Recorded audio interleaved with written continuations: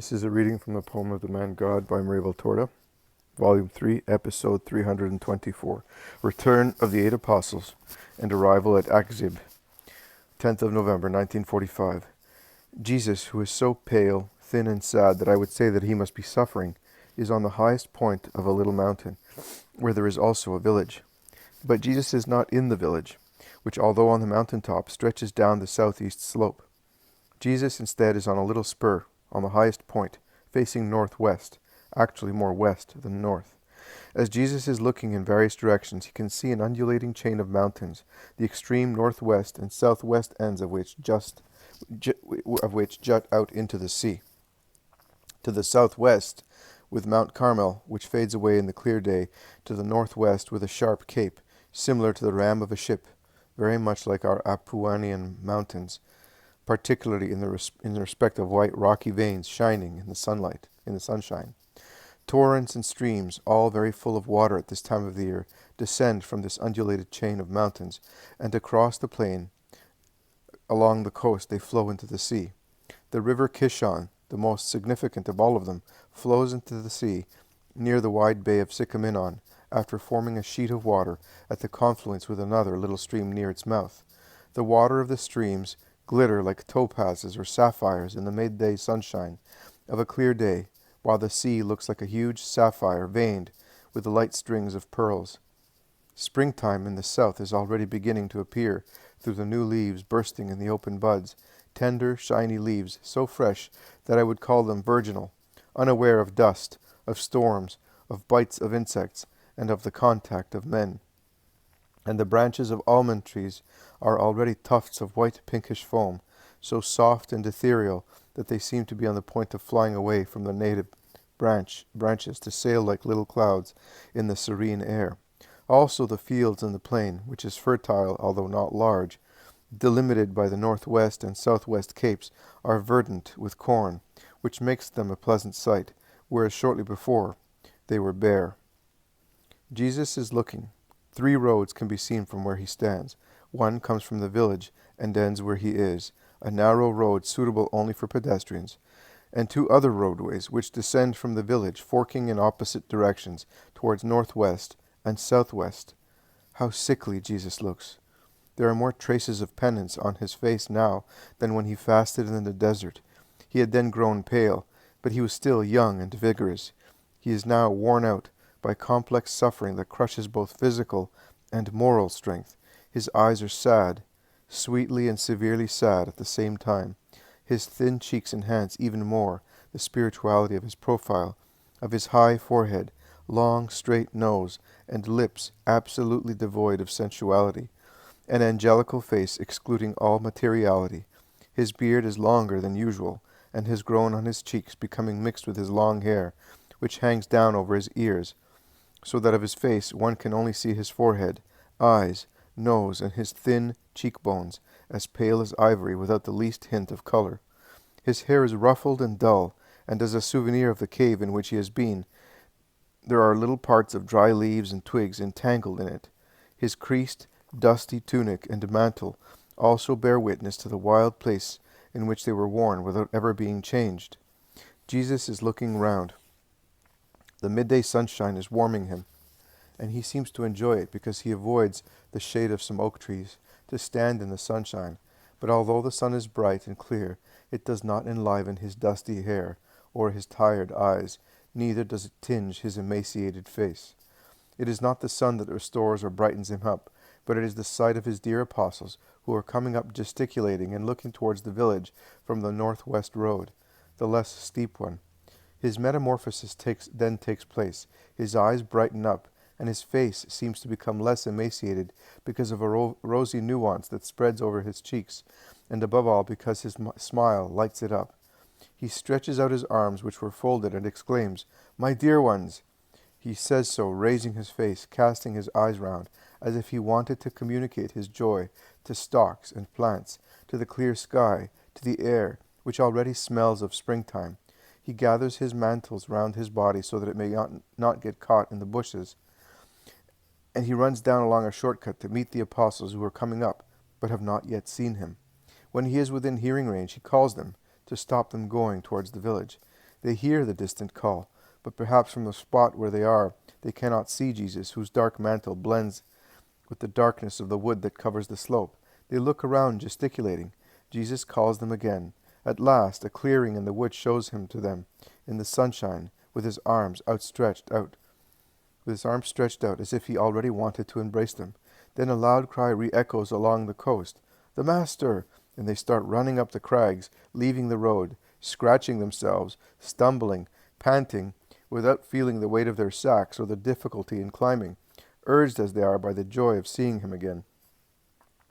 The younger and more agile ones are naturally the first ones to reach him, that is, Alphaeus' sons, as they proceed with the steady steps of people who live among hills, and John and Andrew, who run as fast as fawns, laughing happily, and they fall at his feet lovingly and reverently, beaming with happiness.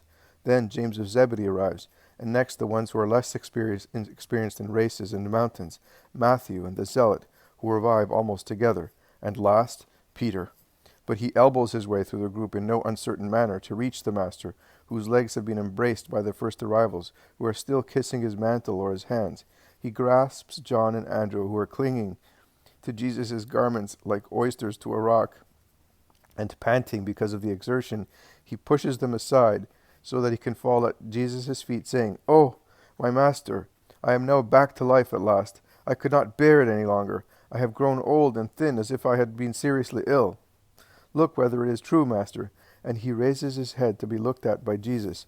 But in doing so, he sees the change in Jesus, and he stands up shouting, "Master, but what have you done? How foolish we are. Just look. Can't you see anything? Jesus has been ill. Master of mine, what happened to you? Tell your Simon." "Nothing, my friend. Nothing. With that face? When someone has hurt you?" "No, Simon. It's not possible.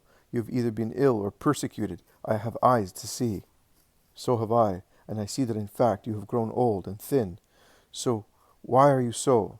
the Lord asks, smiling at Peter, who is scanning him as if he wanted to find out the truth from Jesus' hair, skin, beard. "But I have suffered, and I do not deny it. Do you think it was pleasant to see so much grief? You have said it. I suffered also for the same reason." "Just for that, Jesus?" asks Judas of Alphaeus with so much pity and love. "Yes, because of that grief, my brother, because of the grief caused by the necessity to send away, and by the grief of being compelled by—" "Please, be silent. Silence on my injury is dearer to me than any word uttered to console me, saying, 'I know why you have suffered.' In any case, you may all know that I suffered for many reasons, not just for that one. And had Judas not interrupted me, I would have told you. Jesus is austere in saying so. They are all subdued. But Peter is the first to collect himself, and he asks, 'But where have you been, Master, and what have you done?' 'I was in a grotto, praying, meditating, fortifying my spirit, obtaining strength for you in your mission, and for John and Syntyche in their suffering.' 'But where? Without clothes, without money? How did you manage?' Simon is excited. 'In a grotto. I did not need anything.' 'But what about food, fire, a bed, everything?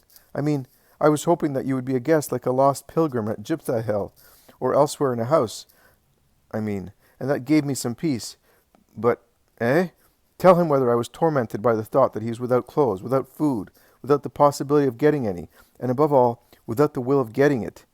Ah, Jesus, you should not have done that, and you will never do it again. I will not leave you for 1 hour. I will sew my tunic to yours so that I can follow you like a shadow, whether you like it or not. I will part from you only if I die, or if I die." "Oh, not you. You must not die before me. Don't say that. Do you really want to break my heart?" "No. On the contrary, I want to rejoice with you and with everybody in this lovely hour that brings my dearest friends back to me. See, I'm already feeling better because your sincere love nourishes, warms, and consoles me in everything."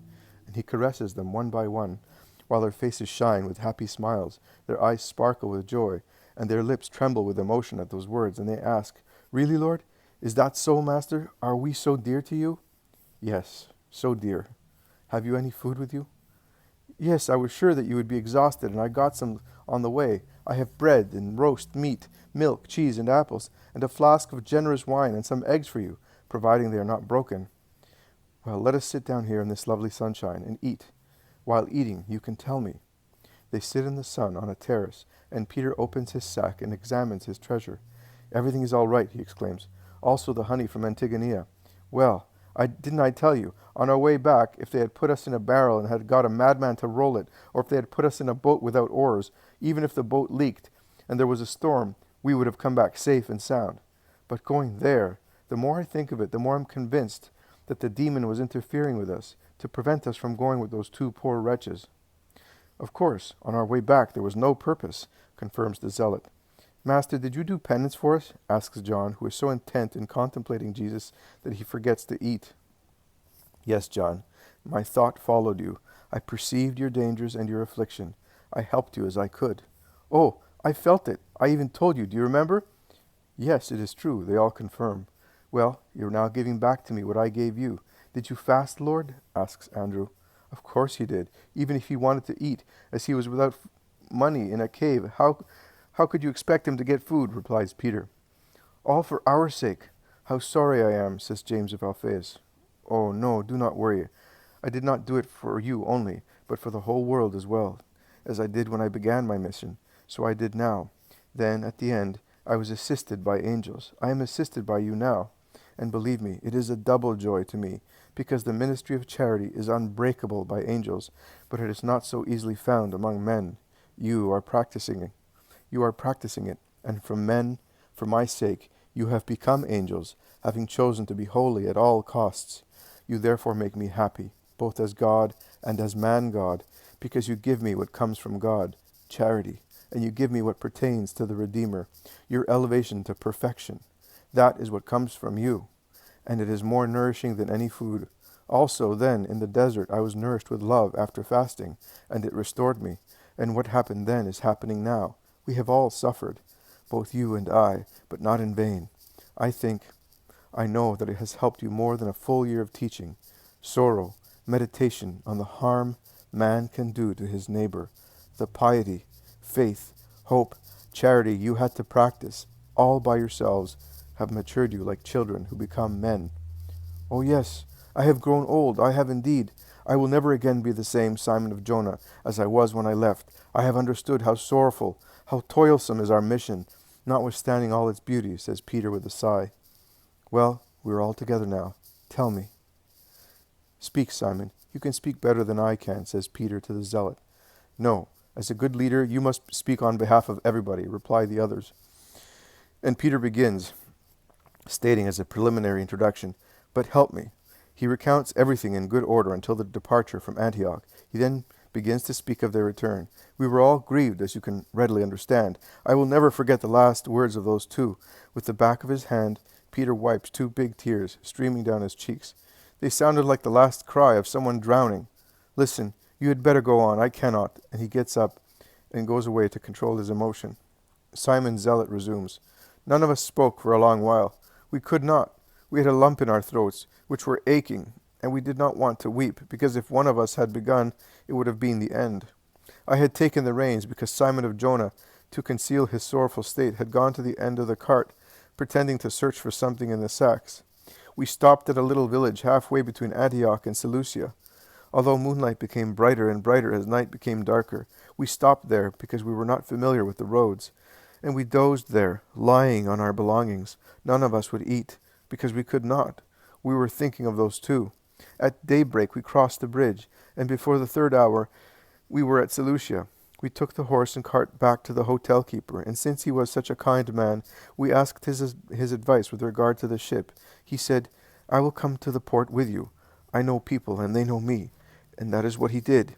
We found 3 boats leaving for ports in this area, but on one there were some queer fellows with whom we did not want to be. Our man told us, as he had heard of them from the owner of the boat. The second one was from Ashkelon, and they refused to call at Tyre unless we paid a sum of money that we could not afford. The third one was a really miserable little boat with a load of timber, a poor boat with few hands, and I think with a great deal of misery. That is why they agreed to call at Tyre, although they were heading for Caesarea, providing we paid for one day's meals and wages for the whole crew. It suited us. Actually, both Matthew and I were somewhat worried. There are storms at this time of the year, and you know what happened on our way there. But Simon Peter said, nothing will happen. So we went on board. The boat sailed so smoothly and fast that angels seemed to be acting as sails.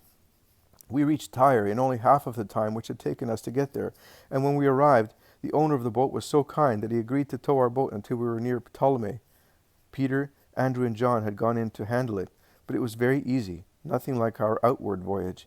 At Ptolemy we parted. We were so pleased that before getting into our boat where all our things were, we gave him more money than we had agreed upon. We stopped one day at Ptolemy, and then we came here, but we will never forget what we suffered. Simon of Jonah is right. And are we not right also in saying that the demon interfered with us only on our outward voyage? Some of the apostles ask. You are right. Now listen, your mission is over. We shall now go towards Jipthahel, waiting for Philip and Nathanael, and we must do that at once. Then the others will come. In the meantime, we shall evangelize here at the borders of Phoenicia and in Phoenicia itself. But what has recently happened is to be buried in your hearts forever. You shall not reply to anybody inquiring about it, not even to Philip and Nathanael. They know that we came with you. I will speak to them. I have suffered very much, my dear friends, as you have seen yourselves. With my suffering I paid for John's and Syntyche's peace. Do not let my suffering be useless. Do not overburden my shoulders with another weight. I have already so many, and their weight becomes heavier day by day, hour by hour. Tell Nathanael that I have suffered very much. Tell Philip, and tell them to be good. Tell the other two, if you tell them that you have understood that I have suffered, and that I confirmed it. You are telling them the truth. Nothing else is needed. Jesus is speaking wearily. The 8 look at him sorrowfully, and Peter dares to caress his head, standing behind his back. Jesus raises his head and looks at his honest Peter with a sad, loving smile. Oh, I cannot bear to see you like that. It seems I feel that the joy of our reunion is over, and that only its holiness is left. Well, let us go to Achzib. You will change your clothes, shave your cheeks, and tidy your hair. You cannot stay like that. I cannot bear to see you like that. You look like one who has escaped from cruel hands, like one who has been beaten or is exhausted. You look like Abel of Bethlehem in Galilee, freed from his enemies. Yes, Peter, but it is the heart of your master that has been ill-treated, and it will never recover again. On the contrary, it will be hurt more and more. Let us go. John sighs. I am sorry. I would have liked to inform Thomas, who is so fond of your mother, of the miracle of the song and of the ointment. You will tell him one day, not now. One day you will tell everything. You will then be allowed to speak. I myself will say to you, go and tell everything you know. In the meantime, see the truth in the miracle, that is, the power of faith. John and Syntyche calmed the sea and cured the man, not by means of words or of the ointment, but through the faith with which they mentioned the name of Mary and made use of her ointment. And also because your faith was there as well, and your charity towards the injured man, charity towards the Cretan. You saved the life of the former, and tried to give faith to the latter. But if it is easy to cure bodies, it is very difficult to cure souls. There is no disease more difficult to wipe out than a spiritual one. And Jesus gives a deep sigh. They are within sight of Achzib. Peter goes ahead with Matthew looking for lodgings. The others follow, gathered round Jesus. The sun sets fast while they enter the village.